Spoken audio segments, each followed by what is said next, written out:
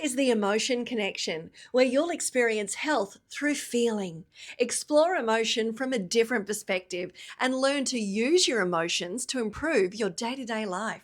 Introducing your host, speaker, author, mentor, and creator of Emotional Strength, Sharon Fay. Sharon heads up a successful business empowering leaders to bring about organizational development and cultural change. Get your senses ready as we delve into the many facets of emotion together. Over to Sharon. Hello, I'm Sharon Fay. Emotion is my thing. Today's podcast is about free to speak, a conversation about speaking up. And the structure of today's podcast is, of course you're free to speak. Is speaking up dangerous? Benefits of speaking up, and is free speech free? Of course you are free to speak is an assumption. Remember, underlying assumptions are usually unconscious and assumed to be the truth. Being free to speak is one of those myths. What experience have you had when you speak up? What happens? I know from my own experience, speaking up means taking a risk. And when I was younger, I saw what happened to me when I asked too many questions at school. I got blackboard chalk and heavy dusters thrown at various parts of my head. When I shared my feelings with a friend, she took what I said out of context and gossiped about me. It ended up in Chinese whispers. When I say something socially, people go quiet. And then I get the reputation of being a conversation killer. What are some of your experiences speaking up? If you share something with your partner in confidence, she or he might bring it up later and throw it back in your face. If you speak up at work, your boss might take offence and give you the silent treatment. You end up spending so much energy guessing what you did wrong, but you never really know. It bugs you for months. Have you been shunned by your friendship group and not understand why? How do you feel when you share something that you think is important with a friend and she or he blurts it out among a group of people and they laugh? Only joking. Oops. No doubt, you can think of many more examples where you thought it was safe to speak and it comes back to hurt you. I've worked with so many professionals at a senior level who believe it's unsafe to speak up at work. Some senior executives use code when it's not safe to speak. They say, if you say too much, you get shot. And that's code for getting the sack. I heard an executive say, you haven't brought in enough money yet, so you don't get a voice. You have to earn the right to speak.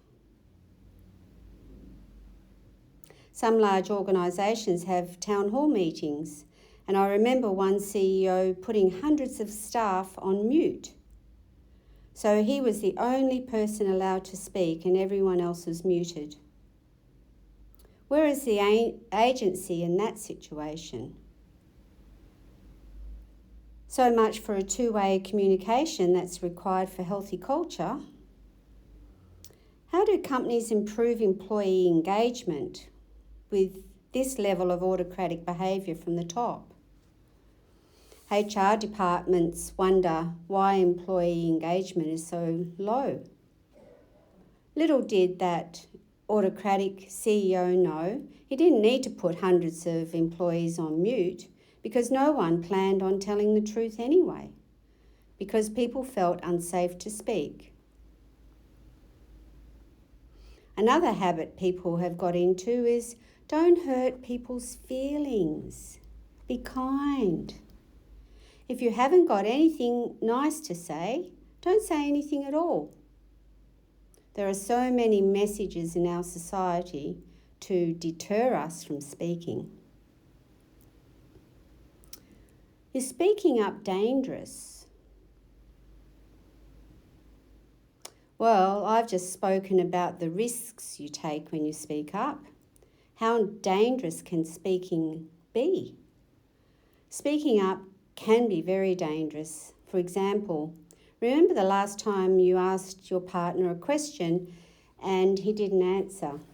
He just walks away, ignoring you. How does that feel? You might feel confused, might wonder, did he hear me? You find yourself wasting energy guessing about why he would be so mean to ignore you. Over time, you find yourself questioning the relationship. Is this what I want? Why do I need to put up with being treated like this? In addition to being ignored when you speak, people may laugh and you wonder what was so funny. In addition to being humiliated by people laughing at what you say, it gets more dangerous when you don't know what is going to come back at you. For example, a client wrote a letter to her daughter's school teacher objecting to a message being delivered to her daughter's class. The reply she received from this teacher was defensive, aggressive, and forceful. She had second thoughts about responding to this teacher, and she deliberated for days on whether she should write back or not. Imagine how much energy she wasted in doubting herself and being scared of the defensive pushback. When you share your point of view, the listener may come back at you with an aggressive response or a serious objection. If this happens, most people back down and will go mute. This point is a reminder that people hear through their own filters, and I've spoken about filters before. I'll give you a tip. When you receive defensive or aggressive retaliation, you might remember that this person has filtered what they've heard you say rather than what you've actually said. You may not have said what they heard, and that's probable. Communication is the thing that we do the most and the thing we are worst at. That's the reason you must work on improving your communication every moment. You can tell if your communication is off by the response you get. The other day I was thinking of my grandson and I bought him some nutritious food home from the shops. When he unpacked the shopping, he said, "Oh, thank you so much for thinking of me." He placed his hand on his heart and his energy was animated in that moment. And my response to his expression was that my heart felt warm with love, and I believed he really appreciated my gesture. A few days later, I saw the food was still in the fridge and I asked why he hadn't eaten it. And my heart broke when he said I was being sarcastic the other day. That hurt. I felt betrayed. These everyday betrayals may lead to many different responses, and the person might make a decision in that moment. That's the last time I'm going to buy anything for him again. Or, next time I'm in the shops and I'm thinking of him, I won't buy anything. Or, can I trust him to tell the truth? Or next time he expresses himself, will I believe him? I used emotional strength in that moment to feel the shock, feeling foolish for believing him, getting taken for a ride, and the sense of betrayal and the hurt. These are the momentary errors that lead to relationship breakdown or puts a strain on communication that makes life hard. Pay attention to the impact of what you say. The impact can be hidden. It is not obvious. So what are the benefits of speaking up? It doesn't sound like it's a very safe thing to do, but I've spoken about the risks of speaking up in our society that deters people from engaging. You can understand the many reasons for people numbing themselves and keeping their head down. When you choose to take the risk of speaking up, it has to be worth it. If you're an immediate gratification type of person, the short-term benefits will appeal to you.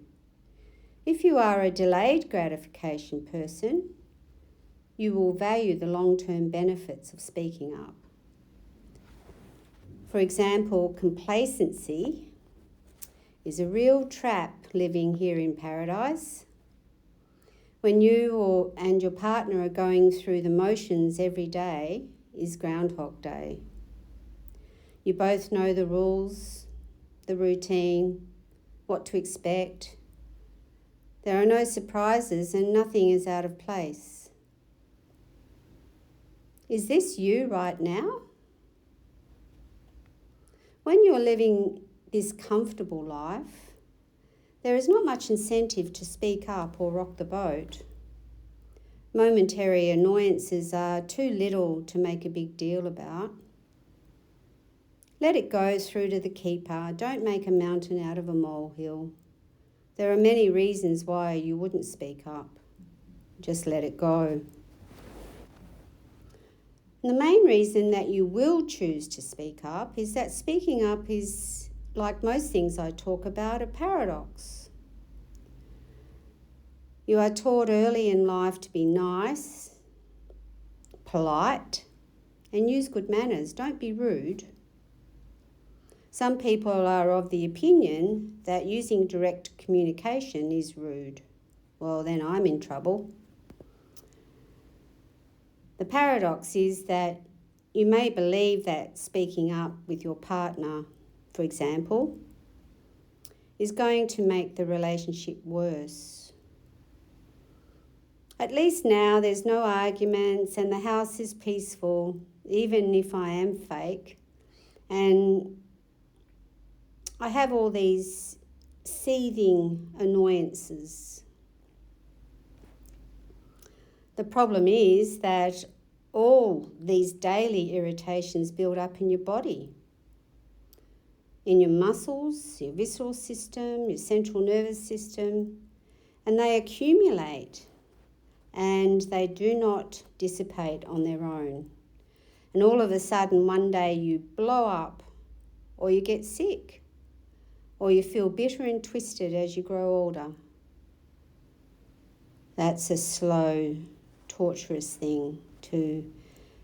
The paradox is that when you're in your body and feeling, you speak with clarity, and it doesn't come out as judgment. The first step to achieving this is to come back into your body. Feel your bum in the chair, your feet on the floor. Feel the water trickling down your throat. Then speak. You'll know if it landed as judgment, as the response will come back defensive. But once you're in your body, you practice using I statements. Otherwise, it will come out as an accusation, which will invoke a negative response. For example, in my grandson's scenario, I'm standing with the fridge door open and I expressed my shock and I said, "But I believed you," as I put my hand on my heart, demonstrating my hurt. That landed, and he went away very reflective. Remember, your goal in speaking up in all areas of your life is to engage with people and be real, as this is how you develop richer relationships. Building emotional strength is a powerful framework for becoming the best version of yourself. This goal benefits you and everyone around you. When you are real in life, it improves relationships. And I'm wondering, is free speech free? Well, free speech is not actually free. It comes with risks. You might be ignored, laughed at, put down, guilt-tripped, or criticised. Speaking up may lead to an argument, or underlying conflict might show itself. If you can delay gratification and see the potential long-term benefits, it is worth the risk. I believe it's worth the risk, even when it hurts. When you choose to speak up, life becomes real. No more playing games, manipulating, only joking. No more arguing or competing with each other about who has had the worst day. The conversation changes to more interesting topics and sharing goals and aspirations, planning the future or achieving high performance at work. When you are not bogged down by guessing or confused about what is really going on with the other person, you have more energy to achieve your goals and connect with yourself and then other people. I believe speaking up is worth every single moment of pain, disappointment, hurt, or sadness, because the benefits outweigh the risks 100 times over.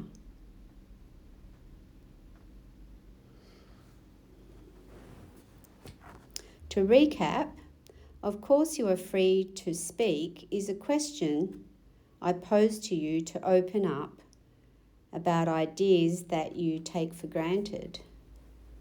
Is anything in life actually free? Is speaking up dangerous? Yes, speaking up is dangerous. You choose to take a risk for a potential improved experience of life. And the benefits of speaking up outweigh the risks every day. Don't just take my word for it. Practice and be patient with yourself. If it doesn't work out the first time, don't give up. Keep practicing.